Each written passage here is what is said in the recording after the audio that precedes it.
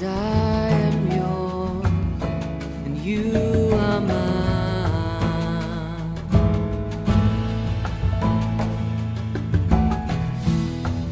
'Cause I am yours, you are mine.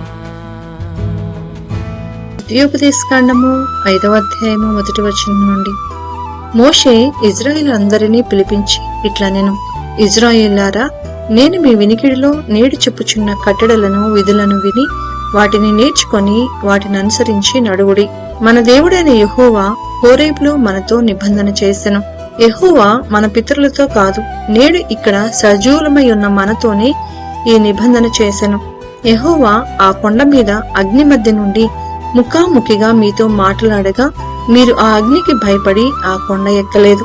కనుక యెహోవా మాట మీకు తెలియచేయుటకు నేను యెహోవాకును మీకును మధ్యను నిలిచియుండగా యెహోవా ఈలాగున సెలవిచ్చెను.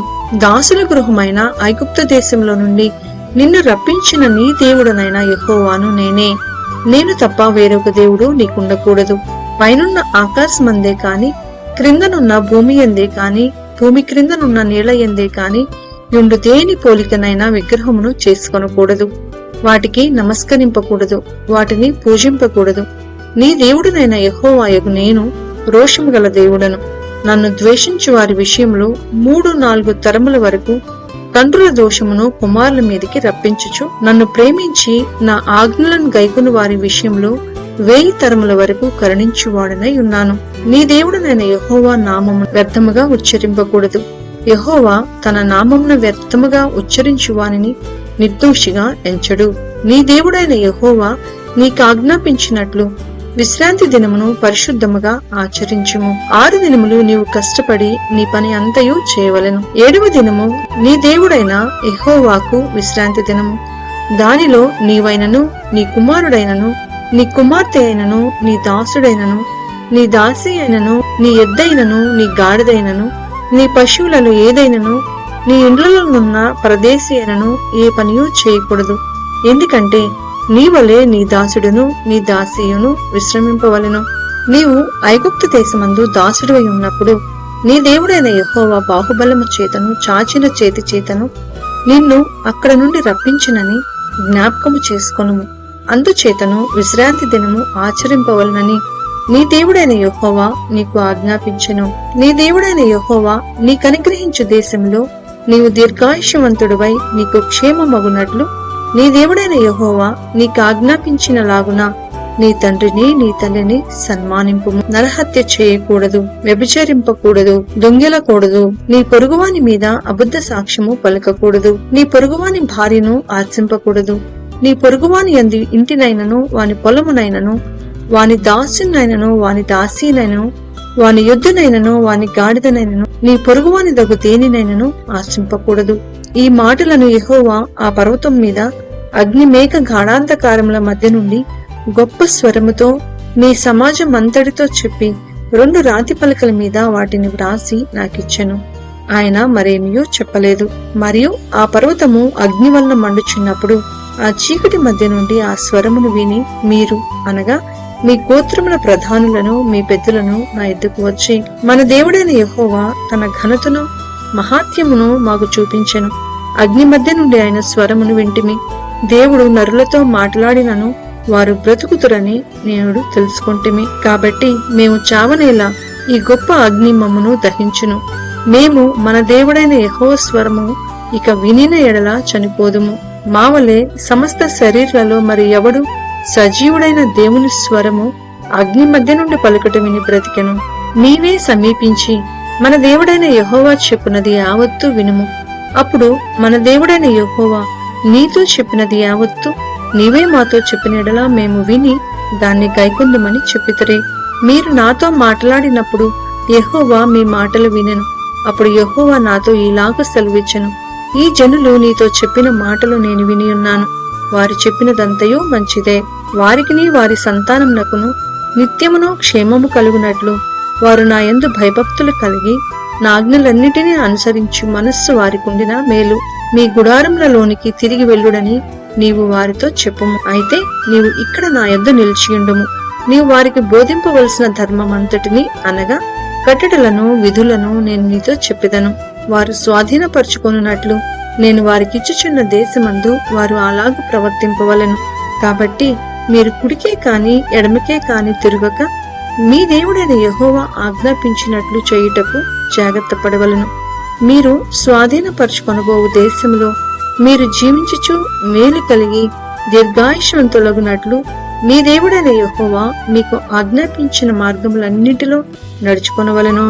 ద్వితీయోపదేశకాండము 6వ అధ్యాయము 1వ వచనము. నీవును నీ కుమారుడును నీ కుమారుని కుమారుడును నీ దేవుడైన యెహోవాకు భయపడి నేను నీకు ఆజ్ఞాపించు ఆయన కట్టడలన్నీయు ఆజ్ఞలన్నీయు నీ జీవిత దినములన్నిటను గైకొనుచు నీవు దీర్ఘాయుష్మంతుడగునట్లు మీరు స్వాధీనపరచుకొనుటకు ఏరు దాటి వెళ్ళుచున్న దేశమందు మీరు జరుపుకొనుటకు మీకు బోధింపవలెనని మీ దేవుడైన యెహోవా ఆజ్ఞాపించిన ధర్మమంతయు అనగా కట్టడలు విధులు ఇవే.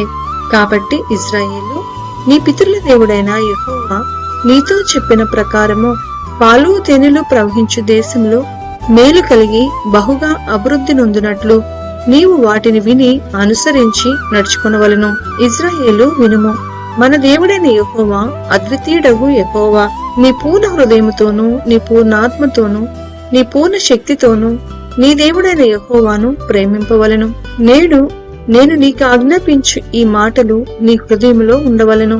నీవు నీ కుమారులకు వాటిని అభ్యసింపచేసి నీ ఇంట కూర్చుంటున్నప్పుడును త్రోవను నడిచినప్పుడును పండుకొనున్నప్పుడును లేచినప్పుడును వాటిని గూర్చి మాట్లాడవలెను. సూచనగా వాటిని నీ చేతికి కట్టుకొనవలెను. అవి నీ కన్నుల నడుమ బాసికము వలె ఉండవలెను.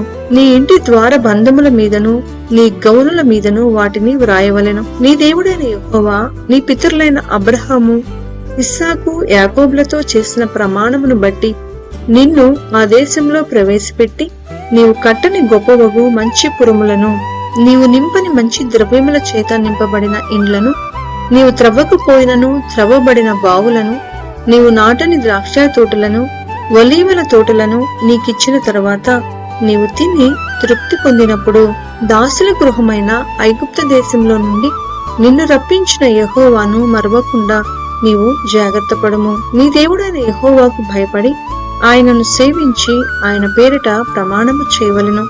మీరు ఇతర దేవతలను అనగా మీ చుట్టూనున్న జనముల దేవతలను సేవింపకూడదు. నీ మధ్యను నీ దేవుడైన యెహోవా రోషము గల దేవుడు కనుక నీ దేవుడైన యెహోవా కోపాగ్ని ఒకవేళ నీ మీద రగులుకొని దేశంలో నుండకుండా నిన్ను నశింపచేయను. మీరు మస్సాలో మీ దేవుడైన యెహోవాను శోధించినట్లు ఆయనను శోధింపకూడదు. మీ దేవుడైన యెహోవా ఆజ్ఞలను అనగా ఆయన నీకు నియమించిన శాసనములను కట్టడలను జాగ్రత్తగా ఆచరింపవలను. నీకు మేలు కలుగునట్లను నీ ఎదుట నుండి నీ సమస్త శత్రువులను వెళ్లగొట్టెదనని యెహోవా చెప్పిన ప్రకారము నీ పితరులతో ప్రమాణము చేసిన ఆ మంచి దేశంలో నీవు ప్రవేశించి దాన్ని స్వాధీనపరుచుకున్నట్లను నీవు యెహోవా దృష్టికి యథార్థమైనదియు ఉత్తమమైనదియు చేయవలెను. ఇక మీదట నీ కుమారుడగు మన దేవుడైన యెహోవా మీకు ఆజ్ఞాపించిన శాసనములు కట్టడలు విధులు ఏవని నిన్ను అడుగునప్పుడు నీవు నీ కుమారునితో ఇట్లనుము, మనం ఐగుప్తులో ఫరోకు దాసులమై ఉండగా యెహోవా బాహుబలము చేత ఐగుప్తుల నుండి మనలను రప్పించెను. మరియు యెహోవా ఐగుప్తు మీదను ఫరో మీదను అతని ఇంటి వారందరి మీదను బాధాకరములైన గొప్ప సూచక క్రియలను అద్భుతములను మన కన్నుల ఎదుట కనపరిచి తాను మన పితరులతో ప్రమాణం చేసిన దేశమును మనకిచ్చి మనలను దానిలో ప్రవేశపెట్టుటకు అక్కడ నుండి మనలను రప్పించెను. మనకు నిత్యము మేలు కలుగుటకై యెహోవా నేటి వల్లే మనలను బ్రతికించినట్లు మన దేవుడైన యెహోవాకు భయపడి ఈ కట్టడలన్నిటినీ గైకొనవలనని మనకు ఆజ్ఞాపించెను. మన దేవుడైన యెహోవా మనకు ఆజ్ఞాపించినట్లు ఆయన సన్నిధిని ఈ సమస్తమైన ఆజ్ఞలను అనుసరించి మనము నడుచుకున్నప్పుడు మనకు నీతి కలుగును.